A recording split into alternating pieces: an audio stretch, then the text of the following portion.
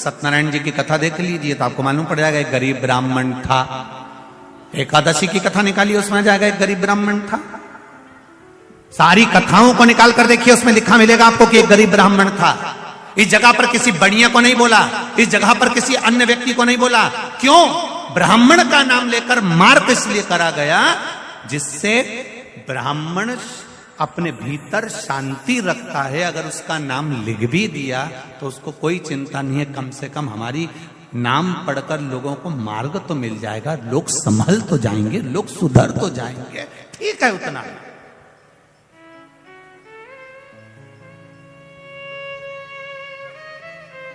उसने किसी से ऑब्जेक्शन नहीं करा कि हमारा नाम यहां पर क्यों लिखा, सत्यनारायण जी की कथा में हमारा नाम क्यों आया, गरीब ब्राह्मण का नाम क्यों आया, हमारा नाम क्यों आया। उससे कथा, देवराज नाम का ब्राह्मण शिव महापुराण, बिंदुक नाम का ब्राह्मण शिव महापुराण, आत्मदेव नाम का ब्राह्मण श्रीमद् भागवत कथा, देव नाम का ब्राह्मण विष्णु पुराण,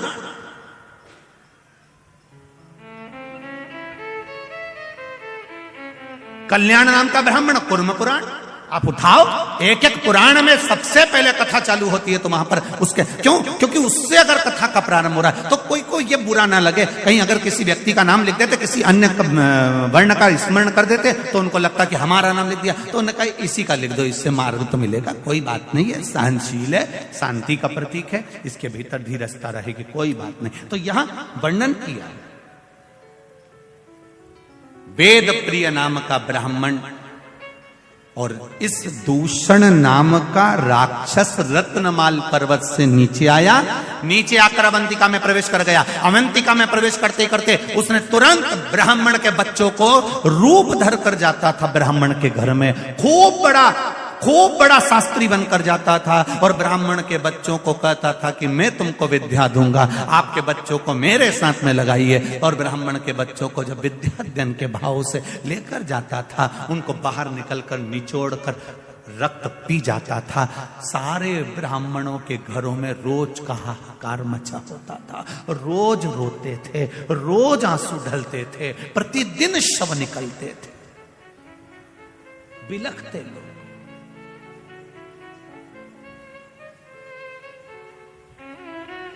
ये अवंतिका की पावन धरा ऐसी ही अवंतिका की धरा नहीं हो गई रे मेरे भाई।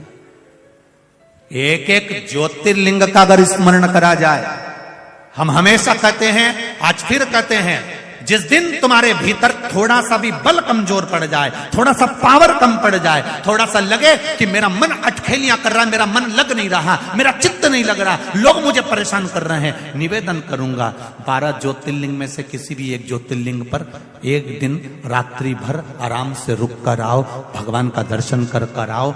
जब हम डीपी के पास जाएंगे तो डीपी के पास जाते से हमको वो बल मिल जाएगा, वो पावर मिल जाएगा कि हमारे पंखे लाइट वापस चालू हो जाएंगे, ये निश्चितता है।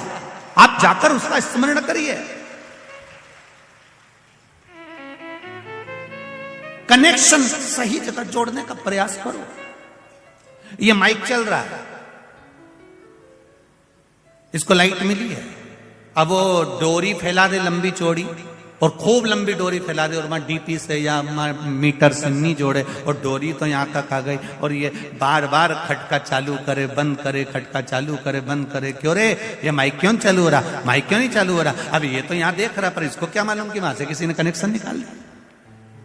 फिर ये दौड़ कर जाएगा, फिर कनेक्शन देखेगा, कनेक्शन निकला पड़ा है, फिर कनेक्शन उस प्लग में लगाएगा, वायर जोड़ेगा, तब जाकर माइक चालू होगा, लाइट चालू होगी, पंखा चालू होगा। उसी तरह कई लोग ऐसे हैं जो मंदिर तो जाते हैं, इनने डोरी तो फैला दी, ये पानी का लोटा लेके भी जाते हैं, ये डोरी फैली है।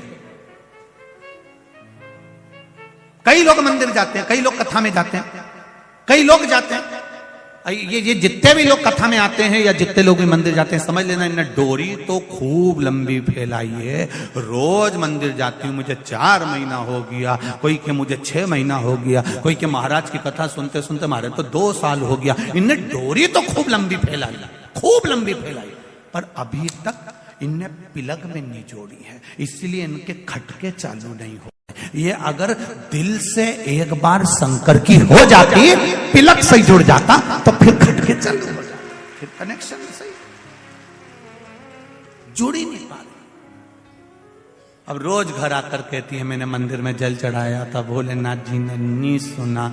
अब तू खटका तो दबा रही है पर कनेक्शन सही नहीं जोड़ के आई। तू वहां गई तो थी मंदिर, पर जितनी भी माताएं बैठी थी ना, तू गई मंदिर, उनकी थाली देखती रही, उनका मुंडा देखती रही, उनका कपड़ा देखती रही, कहीं इधर टच कर, कहीं इधर टच कर, कहीं इसको कुछ बोल, कहीं उसको कुछ बोल, कहीं मंदिर की सुंदरता देखे, कहीं कचरा पड़ा हुआ देखे। पंडित जी तुम कहीं कर रहे थे, तुमसे सफाई नहीं बनी, पंडित जी तुमने ऐसा कर दिया, तुमने प्रसाद नहीं दिया। तुम वहां गई तो सही, पर कनेक्शन जहां जोड़ना था वहां नहीं जोड़ पाई, इन्हें दुनिया में जोड़ के आ गई। और अब के हमारे एक लोटा जल चढ़ाता चढ़ाता 6 महीना हो गया, भगवान ने हमारी सुनी नहीं। पिलक तो सही लगा दी जी, सही कनेक्शन कर लेती तो लाइट चालू, पंखा चालू, माइक चालू, तो कनेक्शन नहीं जोड़ पाई। जा जरूर रही है, डोरी तो बहुत लंबी फैलाई तूने, मना नहीं, कनेक्शन जोड़ना पड़ेगा।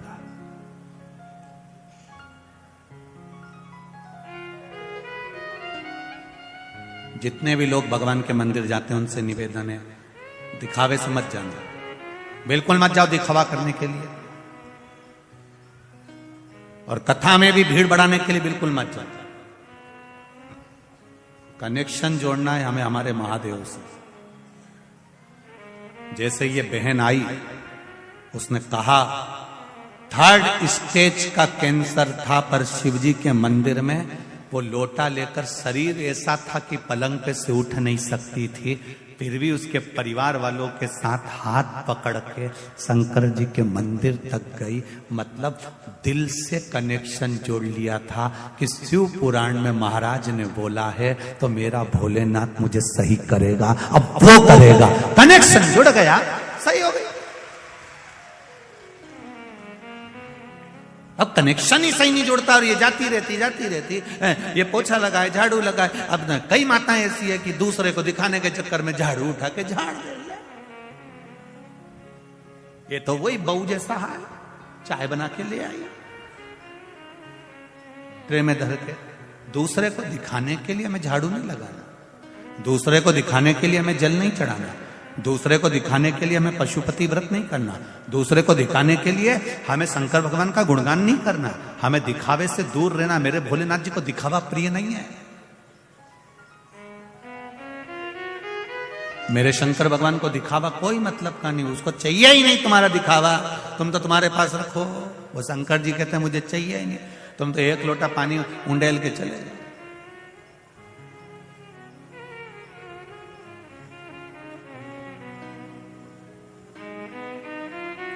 मेरे राम जी महाराज अपने मंदिर में बैठते हैं, दिन भर में 1 बार तैयार होते हैं। मेरे कन्हैया मंदिर में बैठते हैं, दिन भर में 1 बार तैयार होते हैं। मेरे भगवान विष्णु मंदिर में बैठते हैं, दिन भर में 1 बार तैयार होते हैं। दत्तात्रेय भगवान मंदिर में बैठते हैं, दिन भर में 1 बार तैयार होते हैं। देवी मैया मंदिर में बैठती है, दिन भर में 1 बार तैयार होती है। केवल 33 कोटि देवी देवता में केवल एक महादेव है जो जितनी बार जल चढ़ाने आता है उतनी बार तैयार कर जाता है, श्रृंगार कर। क्यों, किस लिए?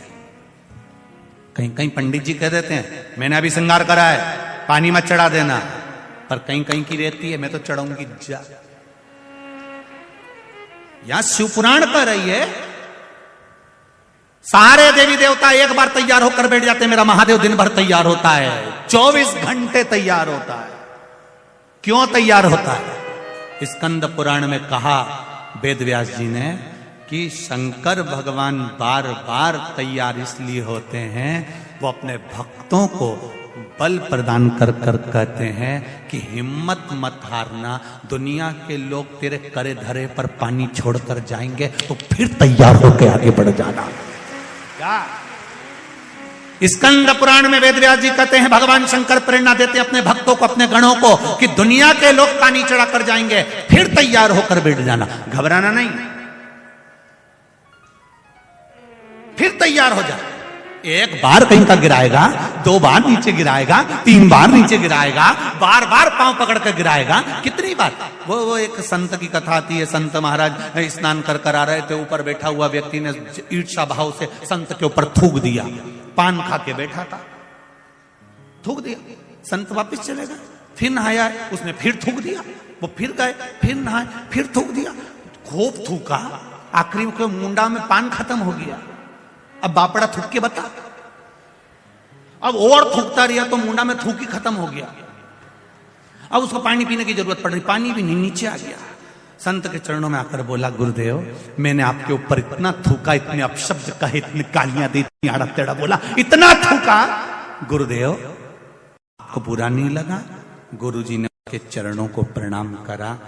रोज गंगा की एक डुबकी लगाता था, बापड़े तेरे चक्कर में 100 लग गई,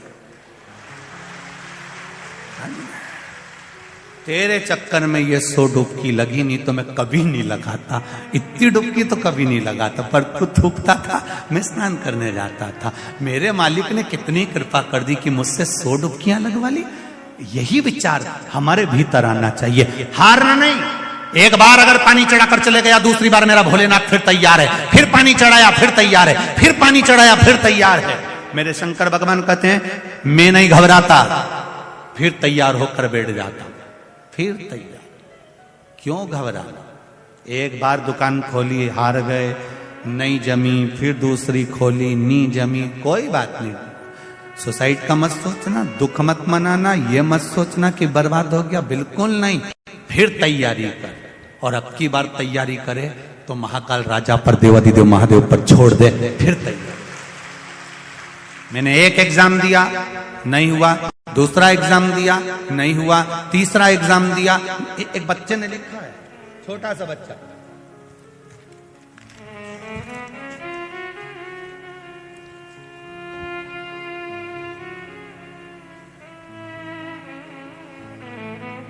आयुष सुनेरे मेरा नाम है। आयुष कहीं बैठे हो बेटा? आप ही हो? श्री शिवाय नमस्तुभ्यम, हर हर महादेव, दोनों हाथ हिला दो एक बार। मेरा नाम आयुष सुनेरे है।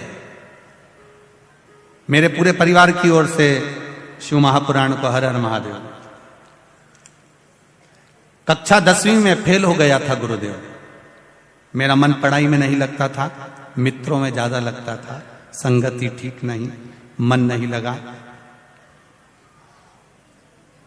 बाबा की कृपा, 10वीं में आपके बल के द्वारा जो आपने शिव महापुराण में कहा, उसके अनुसार मैंने फिर परीक्षा दी और बाबा की कृपा से मैं पास की। फिर पास होने के लिए अग्रण्य हुआ। जन्मदिन घूमते घूमते मंदिर चला गया और फिर मैं शिव मंदिर में रोज जाना प्रारंभ किया। 10वीं तो आपने बताई, वैसे पास करी 2-1 साल के अनुकूल। कक्षा 12वीं में आपके द्वारा बताए गए, मुझे लगा कि एक बार मैं 10th फेल हो चुका हूं, दूसरी बार 12वीं भी बोर्ड की है, पास हो जाऊं बड़ा मुश्किल है। पर आपने जो बेलपत्री पर शहर लगाकर बाबा को प्रतिदिन समर्पित करने का बताया था, मैंने भी पढ़ाई के साथ में मेरे मित्रों के साथ रहता, पर समय ही नहीं मिलता, पर जितनी पढ़ाई करी वो बेलपत्र का प्रयोग करा। गुरुदेव फर्स्ट श्रेणी से मैं उत्तीर्ण हुआ हूं 12th में। मैं बाबा को प्रणाम करता हूं। बाबा की कृपा बाबू, श्री शिवाय नमस्तुभ्यम, हर हर महादेव। बधाई आपको बहुत बहुत। ये विश्वास जागृत होना चाहिए, आपकी भक्ति, आपका भरोसा। एक बार अगर हार गए तो क्या हुआ, दूसरी बार तैयार हो जाओ। मेरा महादेव तो 5-5 मिनट में तैयार होता है।